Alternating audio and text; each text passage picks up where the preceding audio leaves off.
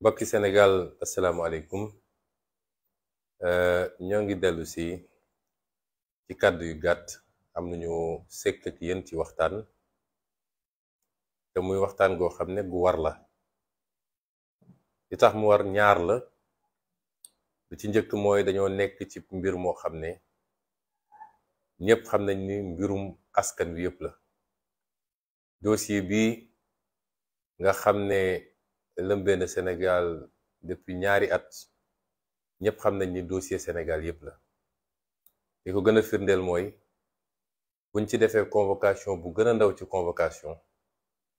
daanaka Macky Sall dina mobiliser armée nationale moo ne jaru ko woon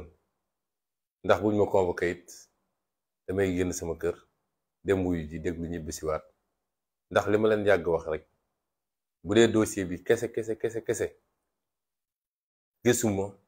kan moo ci mën a condamner Ousmane Sonko rawatina mu naan da koy tëj ndax defuñu waxuñu yéeguñu ñaareel bi firnde ni dossier bi dossier wu ñëpp la mooy gis-gis bi ci nit ñi am ak li ci laxasoo yépp ci ay yaakaar moo tax saa su nekk day jaadu ñu dellu si waxtaanata ak yéen fuñ ci toll rek ñu ne leen fii lañ ci toll xam ngeen ni ci wàllu yoon dañ naan dossier boo xam ne dafa nekk ci loxo instruction nit ñi waruñ cee àddu waaye dossier bi nag daañ ci àddu donte duñu xóotal duñu sori ci biir waaye dañu am obligation wareef la ci ñun ñuy waxtaan ak askan wi den wax fi dossier bi toll ak lu ci am ñu wax leen ko ndax loo xam ne mën na yëngal réew dafay jaadu waa réew mi di xam nu mu demee ñu del nag di leen gërëm ndax gis nañu saa suñu convoqué sax dafa mel ni nit ñi dootuñu lekk dootuñu naan lañuy jot ci ay message kenn xamul nu mu toll saa su ne dañuy dalal seen xel neneen convocation dañuy dem wuyu ji bu soobee yàlla dellu suñu kër ci jàmm tey nag wuyu ji woon nañu ci li ñu tuddee confrontation mooy nee nañu ki jiiñ ak ki ñu jiiñ comme kenn ku nekk am na loo wax il faut ki jiite enquête bi di doyen des juges dajale leen déglu leen kenn ku ne mën na la yaa fi waxoon lii yow est-ce que nangu nga ko ñi seen xam-xam màcc ci mbirum yoon yépp jàpp ni lii warutoon ndax ni dossier bi bindoo aajow ko waaye bu waroon am sax am na lu ko waroon jiitu ndax yéen ñëpp xam ngeen ni bari na ñoo xam ne tudd nañ leen ci dossier bi te ñun ñu laaj ni dañ leen war a déglu te ba tey ji doyen des juges tëdd fi mu tëdd dégloogu leen kon loola waroon jiitu mu déglu ñooñu ba pare mu bari ñoo xam ne wala ñépp sax ci Sénégal jàpp nañ ni suñuy def lii bëgg dëgg ak àtte taxul waaye dañ doon ut luy toroxal Ousmane Sonko ñëw teg ab xale bu ndaw mu naan def na ma lii jaar na ma fii nangam loolu lañ ci doon jublu waaye ak lu ci munti am rek woo nañ ñu dem nañ ñu uyu may leeral nag ay mbir ci lu gàtt ndax dégg nañu waxkatu lu dul dëgg boobu nga xam ne ci loolu la dëkk ñépp xam ko ne dañoo dakkaloon ndaje ma ndax sama diggante ak Adji Sarr mi may jiiñ dañoo amoon xuloo bu fa am wala jàppante ba tax juge bi dakkal daje bi loolu ngeen jéggal ma ci kàddu gi waaye ay kàcc la waaye nag kooku moom luy jóge ci moom rek kàcc la ndax léegi rek may ñëw gis naa vidéo bu avocat wu Adji Sarr ci boppam weddi loolu du ma wax nag samay avocat benn interruption moo fa amoon te li ko waral mooy greffier dem na di bind ba benn instant fichier bi mu doon liggéeyee ci ordinateur bi réer ci ordinateur bi mu koy wër gisu ko ñu ne kon nañu interrompre ba ñu jot a récupérer fichier Word boobu pour mën a continuer waaye jàppante amu fa. kii nga xam ne moo ma jiiñ kuy waxal yàlla rek ñëw na correct wax ju correct doonte avocat moom ko doon essayer ruux pour mu wax xabaabal wala wax leneen lu mu warul wax waaye defu ko. wax ju correct la fa wax, manqué wu fa kenn respect à commencer par man mii. may profité rek di wax ay mbokkam lii ma gis tey seen doom dugal nañ ko ci lu ko ëpp doole, xamul ci lu mu ne. ku xool xar kanam ak bëtam sax di nga xam ni kii nekkatu fi te ay pression lañuy def ci kawam wala sax ay menaces wala yeneen yu mel noonu. amaana sax ragal na ci pour dundam moo tax ay mbokkam nañ ko jëli. ku jur doom doo ko sànni bàyyi ko ak ay loxo jàmbur, ay politiciens di ko manipuler ak ay nit yoo xam ne jàpp nañ dañoo war a fayu bàyyi seen doom seen kër di ko manipuler ba tey jii mu nekk li mu nekk nii. ba ci ñi nga xam ne ñooy défendre àq ak yelleef de manière générale, waaye ñiy défendre àq ak yelleef ci jigéen ñi, ndax xale bi ma gis nii sànk nañ ko te xamatul fu mu nekk. leer na ma ni ku ko mënoon génn ci lii tey mu génn ci. kon loolu amu fa, wax dëgg yàlla journée bi yépp dégguma fa benn mot bu déplacé boo xam ne wax na ko fa, moo xam lu jëm ci man wala lu jëm ci ay avocat wala lu jëm ci juge wala lu jëm ci procureur. wax nañu tamit ni dañoo bañoon tontu laaj yi. loolu amut, ndax lu mel nii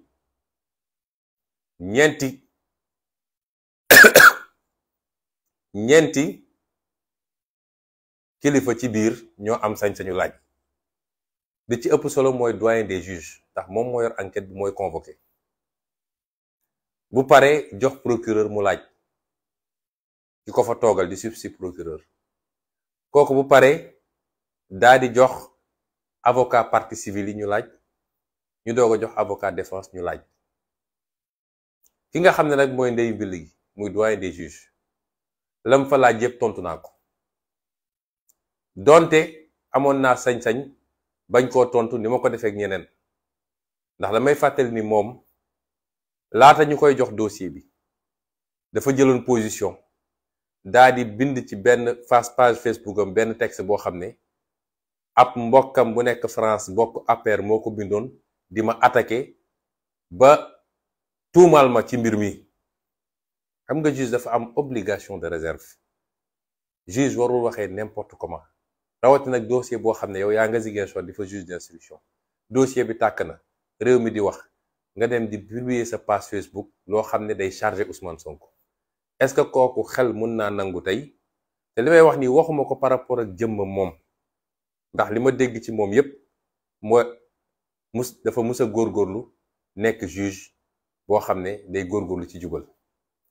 waaye est-ce que dossier bu mel ni xel mun naa nangu ñu teg ko ci loxo koo xam ne laata dossier bi di ñëw ci loxoom moom àddu woon na ci ba pare ba condamné Ousmane Sonko. kon mënoon naa sëkkundu si foofu ne kii duma ko tontu, waaye tontu naa ko moom. laaj yi mu laaj yépp tontu naa ko. kon suñu nee tontuwul laaja loolu amut. mu des procureur li ma ko waxoon bële passé laa ko wax, ndax procureur administration la. ki fa toogoon tey du moom, du jëmmam, xaw ma ko. jàpp naa ni magistrat bu baax la, jàpp naa ni kuy def liggéeyam la, waaye nag dafa toogal procureur parquet administration nga xam ne c'est impersonnel, c'est abstrait. administration boobu mu fa toogal nag ku ko jiite woon ci jamono jooj di Serigne Bassirou Gueye dafa am ay njombe yu mu def ci dossier bi. ci wàllu dossier dañ la ne PV d'enquête bi nga xam ne enquête préliminaire bi mooy njëlbeen bi rek, enquête bi ñu confier ko gendarmerie. PV boobu gendarmerie di def, procureur donte moom mooy le maître des poursuites amul sañ-sañ ci changer PV boobu. waaye PV bi nga xam ne moom la gendarmerie defoon Serigne Bassirou Gueye da koo soppi muy faute bu garaaw ci magistrat. daat ciy jël ay mbir yoo xam ne daf ma doon setal man mu génne ko ci PV bi ba pare dem ut yeneen mbir yoo xam ne daf may essayer tilimal mu yokk ko ci TV bi te newu ci woon. kon kooku li mu def dafa garaaw moo tax ma jël di porter ko plainte moom. ñaari plainte laa déposé benn bi maa ngi ko déposé Cour suprême muy plainte au pénal ñu war koo atte parce que li mu def lu garaaw la. ñaareel bi ma déposé ko IGAJ nga xam ne plainte disciplinaire la pour ñu def ñu ubbi une procédure disciplinaire teg ko ci kawam. moo tax su ngeen gisee Macky Sall gaawantu nommé ko OFNAC sama plainte moo tax ma wax leen ko tey xam ngeen ndax lan parce que ñaari plainte yooyu moo déposé bi ca njëkk ci Cour suprême pour mu mun a jàll faaw rek ministre de la justice nangu. Cour suprême day bind ministre de la justice ne ko am na magistrat bu ñu tuumal dara waaye mënuñu ko àtte tant que yow joxoo sa autorisation. te yéen xam ngeen ni man de foogu ma ni Ismaïla Madior Fall su ma ne Ismaïla Madior Fall nag wax naa Macky Sall dina joxe autorisation pour ñu àtte Serigne Bassirou Gueye kon boobu ñoom mun nañ ko bloqué foofu. waaye bi nga xam ne moom laa déposé ci inspection générale bi nga xam ne mooy gérer biir lépp li nga xam ne mbirum discipline la mbirum yar ak yarin ak doxalin ci biir magistrature boobu aajowul ñu demander autorisation kon ñoom mënoon nañu commencer seen procédure. loolu tax ñu gaaw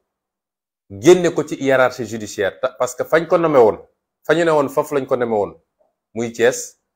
ba léegi ci hiérarchie judiciaire la rekkoon. IGAJ mënoon na traité dossier bi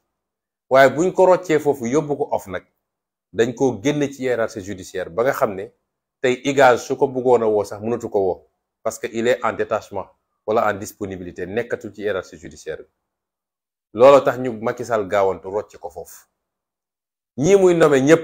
ay ñoom Mamour Diallo ñoom seen foog na ni loolu mun na leen muccal waaye directeur wala directeur général amul immunité justice da koy mën a woo. kon procureur boobu parquet boobu def njombe gu toll noonu kooku yelloowul may tontu ay laajam parce que dafa bokk ci complot bi moom Serigne Bassirou Gueye dafa yóbbaale parquet ci biir complot bi kon kooku duma tontu laajam. nee nañu tontuwul avocat wu Adji Sarr yi tontu naa leen li ma leen tontu moo leen arrangé wul ndax avocat yi ñaar la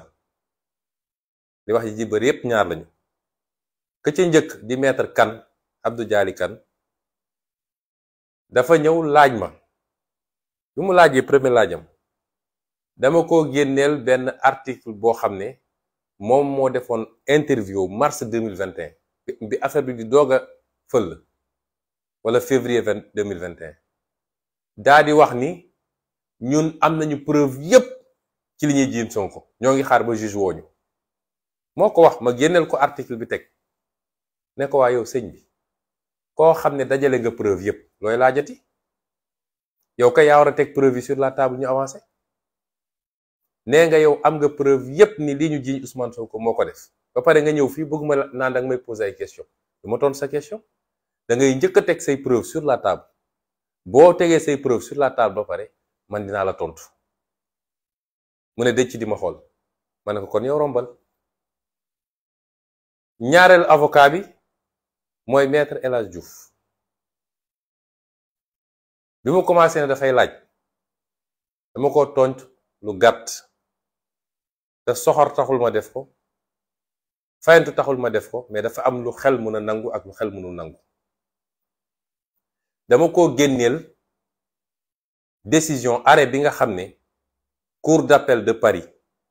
moom la jëloon nga xam ne arrêt définitif la mooy condamné nañ ko condamnation boo xam ne kenn mënu cee dellu si. lan lañ ko condamné woon agression sexuelle mooy dafa doon siif ab gone dafa doon forcer ab gone di ko làmbatu ak di ko def naka sudul noonu ba tax kooku yóbbu ko police yóbbu ko juge ñu condamné ko première instance mu dem appel ñu condamné ko condamnation définitive ma génneel ko arrêt original bi nag, waxuma extrait boobu di jàll internet. la ca biir moom dinañ ko suturaal ba duñ dugg ci détail ndax lépp dañ ko fa décrire. ma ne ko yow fu ñuy toog di tuumal nit lu mel ni yow waroo faa toog di wax. yow avocat sax waratoo ko nekk, parce que règle avocat mooy ku ñu condamné ci yu mel ni bâtonnier ordre des avocats dafa war a jël responsabilité génne la ci avocat yi. te bind naa nag bâtonnier te déposé naa yeneen ñaari plainte contre moom, benn bi pour injure la à caractère racial, ndax yéen ñëpp yéen a ngi koy dégg, vidéo yëpp dama ko jël def ko ci clé. façon saaga bu ne moom ma koy saaga ci télé rajo yi, rebelle, violeur, sàccukatu terrain, lu ne mu koy wax. ñaareel bi nag mu bind procureur général ne ko su dee ordre des avocats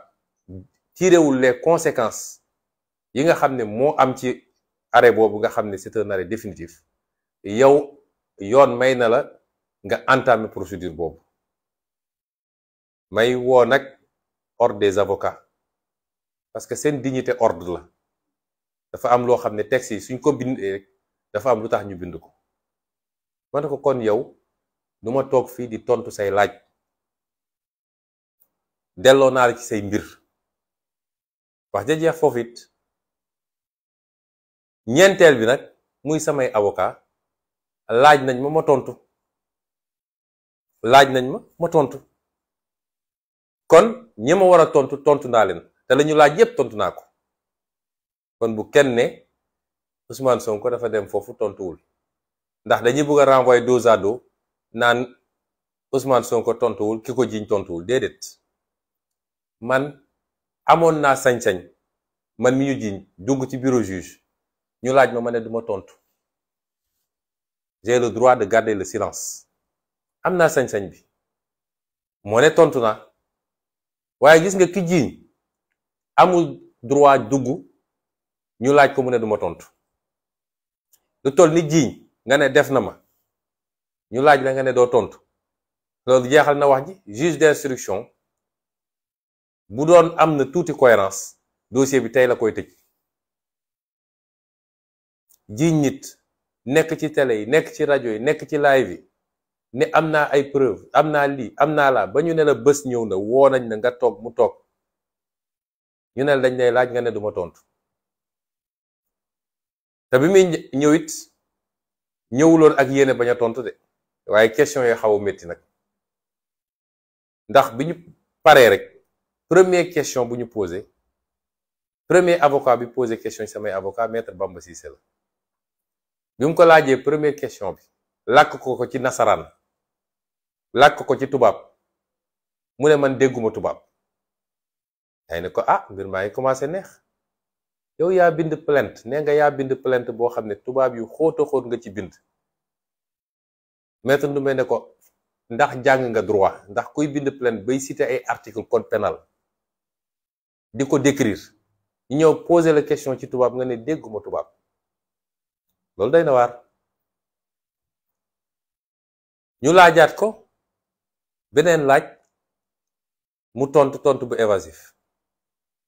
ñetteelu laaj bi nag bi ko maître Bamba Cissé ne da taay la rek ñeenti weer ci gannaaw def nga live ak benn liveur nga ne yor nga ay preuve yu doy waar yoo xam ne mi ngi sa téléphone, te bis boo toogee ci kanamu juge boo ko génnee Ousmane Sonko moom yoppam mooy dem rëbës ne tëj leen ma. est-ce que mën nga ñu génneel preuve yooyu? mu ne maître Bamba Cissé dootuma tontu sa benn laaj, d'ailleurs yow Pastef nga bokk. loolu moo jeexal daanaka confrontation bi. teewul it suñuy avocat liñ ko war a laaj yépp laaj nañ ko, ndax laaj nañ ko question yu bëree bëri jàpp ma lim bi de, waaye xam naa ni ay dizaines question laaj nañ ko. lépp li nga xam ne ay incohérence la, ay sos la,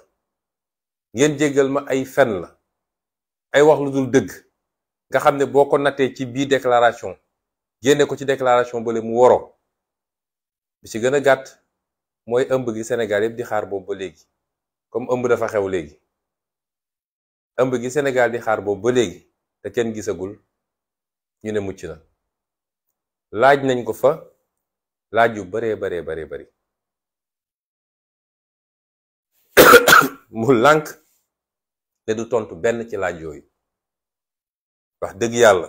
kuy jiiñaate ba ñu woole kanamu juge war ngaa ñëw lay andi say preuve lépp nga teg ko ci kaw table bi wax ja jeex bu boobaa juge d'instruction day clôturer dossier bi renvoyer ñu dem procès waaye dara ci loolu amut. kon Sénégal wolof de daan fen du ba jaaw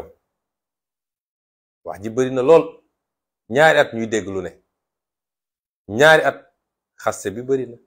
saaga bi bari na dànkaafa bi bari na lu ne dégg nañ ko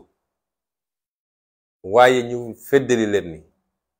liñ leen wax yépp ci mbir mi ay feni neen la. ay politiciens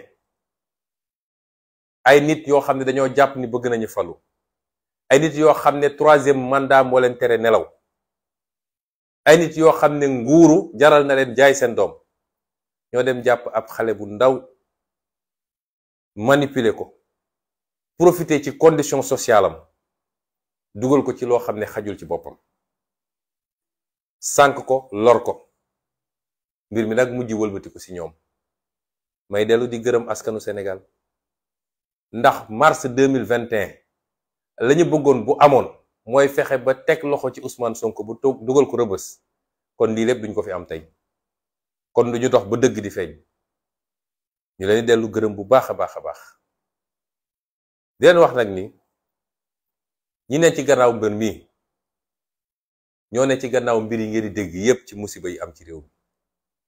te dara waralu ko lu dul foog ni yàlla dafa bind seen jën yi dañu war a toog ci nguur gi abadan te su doon dañoo liggéeyal sénégalais ba nit ñi gis ko sax mais seddoo xaalis sàggane réew mi jaay alalu réew mi sooxal mbay mi suuxal napp gi suuxal càmm gi industrie amul ci réew mi ba pare nag ñu bëgg a mooy rek ni dañuy toog te kenn du yëngatu dem uti ay arme foog ni mën nañu intimider réew mi ba dal ci kaw réew mi waaye ñi ngi nax seen bopp. may wax nag doyen des juges li ma ko wax sànq laa koy waxaat dossier bi ñaari pàcc la dafa commencé woon ci jiiñaate bi mujj wëlbatiku ci ñoom bu buggee doon juge bu maandu ndax xam nañ ni pression yi bari na ci moom lool ndax dossier bi am nañu ci lal seen 3e candidature wax ma 3e mandat de waaye bu dee dëgg bëgg na maandu te ñu ko koy dénk nag ndax mooy jàmmu Sénégal justice de manière générale dafa war a sori politique justice du doxeek politique ak nguur nu mu am doole ki prêter serment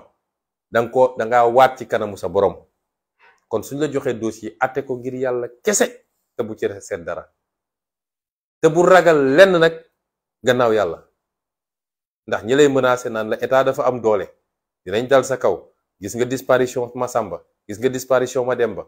wala ñu lay proposer xaalis bés dina ñëw di nga wéet ak sa borom ci dossier boo war a gérer boo gérer woon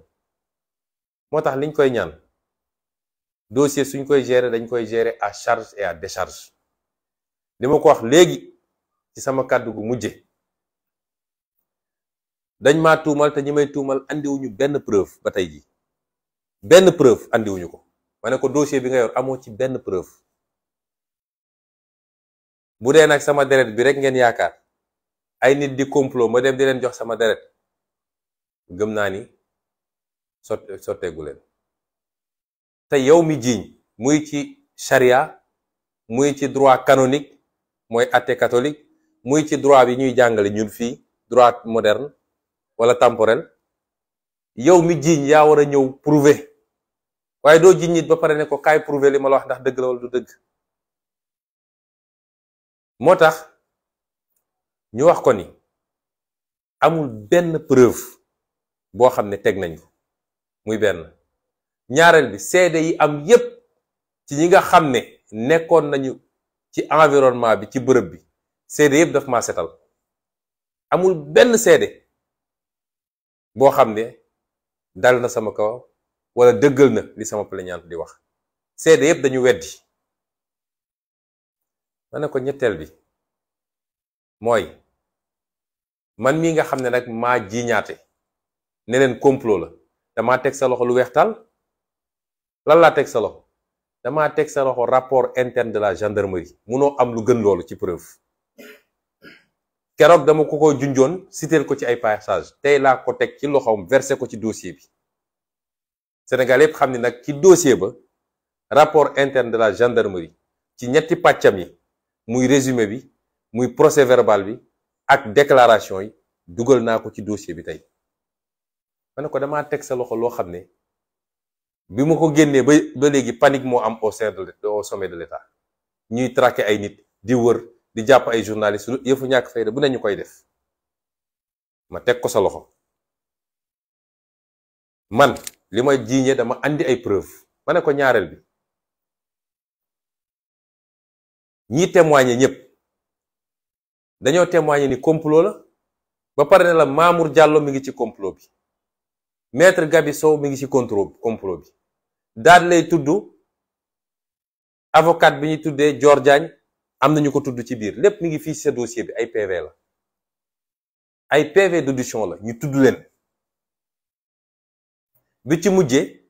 mooy gynécologue Alfousseyni Gaye bi nekk hôpital bi nga ko mujjee déglu nga xam ne defagul 2 semaines ndax lundi bële premier match Sénégal la ko déglu. PV bi liir naa ko man mii lan la ñu bind ci PV bi Alfousseyni Gaye dafa ne maître Sow moom ma woo ne ma demal jëlali ma xale bi ca ëllëg sa Mamour Diallo ak maître Sow ñoo ma woo ne ma ndax def naa PV bi ndax def naa certificat médical bi. may leen du yéen ma war a laaj certificat médical ñu insister di ma woo naan ma lan moo nekk ci biir certificat médical bi. loolu lan moo ko gën a leer lu soo newul te ndaw si nee na moom yàggul a xamanteeg Mamour Diallo te Mamour Diallo ci jëlbeen ba muy woote di def pression naan nañu changer PV bi jox ma PV bi. kon ñun dañoo andi ay preuve yu mat sëkk yu doy sëkk teg ko ci loxo juge bi. moo tax ma koy wax moom te di ko wax Sénégalais yépp nag parce que dossier bi dootul dossier Maham Diallo de dossier bii taal réew mi ba fukki bakkan ak ñeent rot ci ay nit gaañu si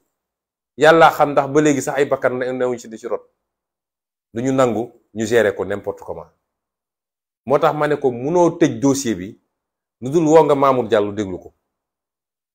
boo ko deful xamal ni instruire dossier bi. munoo tëj dossier bi lu dul woor nga maître Sow maître Dior Diagne déglu leen. te nag amul benn corporatisme ma koy wax nag di ko wax ordre des avocats di ko wax également la magistrature suñu ne kii avocat la dafa am immunité man biñ may jiiñ du député laa woon am immunité avocat dafa ëpp doole immunité député ci 24 heures la ñu gaawantu dem teggi sama immunité woo ma. kon avocat bu dem dugg ci complot dañ ko war a woo mu ñëw leeral mbir mi. du ñu nangu benn corporatisme pour protéger des gens yoo xam ne mérité wu ñu nekk ci baro bi ndax un bon avocat ne complote pas. Il y a d'excellents avocats ici bëri nañ fi. du ñu dugg ci yëfu ñàkk fayda yi mukk di comploter contre un adversaire politique. kon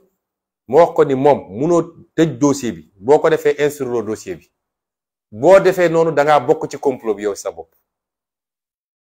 munoo tëj dossier bi te ñooñu woowuloo leen ñu ñëw layoo lan moo ci seen yoon bañ ci def lii def ci laa def ci lële. loolu mënul ñàkk ci dossier bi. nee nañ ko it ñun de dégg nañu benn kilifa bu ñuy wax MC Niass man de xaw ma ko musuma koo gis nii musuma koo dégg téléphone. waaye moom nee na yor na ci dossier bi lu firndeel ni lii complot la. ne yow Maham Diallo na nga ko woo mu ñëw andi preuve am kooku mënoo tëj dossier bi te woowuloo ko mënul ne. ndax it nag dossier bu toll nii duñu seetaan benn nit rek mu ne maa koy gérer nu ma neexee wala ñu koy woo ci gannaaw naan ko defal li bul def li. kon fi may daanele daal di wax sénégalais ni dossier bi du dossier viol, musuma violé nit te ilaa yow mi di duma musa violé. Est-ce que sénégalais xam nañ duy viol? amul lu gën a garaaw viol. rey nit sax viol ko gën a garaaw. xam ngeen ndax lan? nit mun na rey nit te tey ko, li ñuy wax homicide involontaire. accident mun na am nga rey nit wala yu demee noonu, mais kenn mënul ne dama viol nit te teyuma ko. lu toll noonu nga jiñ ko kilifa, nekk ci deram, sonnal njabootam, lépp dara waralu ko lu dul kujje politique. kon loolu duñ ko caaxaane. moo tax ñu ngi dellu sant yàlla di leen gërëm yéen peuple sénégalais yi, leen wax ni dëgg moom mooy mujj fu ne te dëgg feeñ na. di wax ni ñii jur xale bii bu dee ay kilifa lañu nañu dem xeetali seen doom, ndax ñii di ko utiliser bis bu ñu demee ba xamatuñu lu ñuy def wala ñu xam ne mbir mi doy na waar bu ngeen moytul ñu sàkkal ko pexe de. ñu ngi leen di gërëm di leen sant wasalaam.